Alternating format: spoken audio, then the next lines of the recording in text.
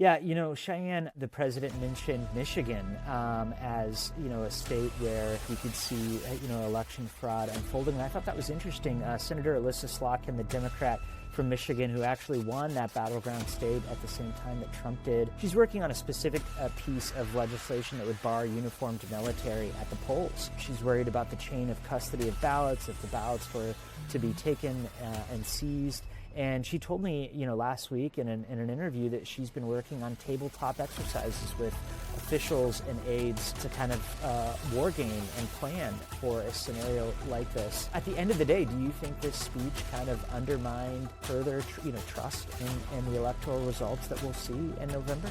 I think what it did do was remind people where Trump stands.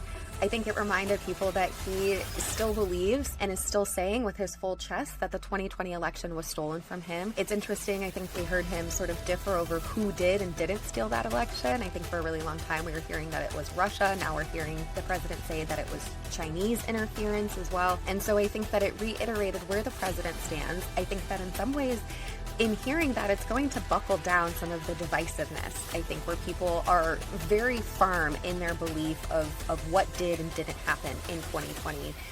And one of the big things, I think, the point to be made was, despite the claims that he made today, despite these newly declassified documents, they don't really lend credence to his claims that the 2020 election was stolen from him. That being said, I don't think that it was out of the norm for Trump. I think in a lot of ways, this speech sort of, again, really reminded us who he is and what he believes in. And I think that what I'll be interested to see is sort of how this plays out on Capitol Hill as we start to hear from lawmakers who are seeking re-election, and whether or not they are going to throw their support behind what the president announced today, or whether they're going to try to distance themselves as Trump's not on the ballot, no matter how much he might be involved in getting folks to turn out, in supporting different candidates. It is not his name that is on that ballot. And so, kind of going back to what we said earlier, I really think this was an attempt for him to bolster that base and remind them he needs them to vote come November in order to stay as a president who can pass the legislation his administration so desperately wants to have enacted.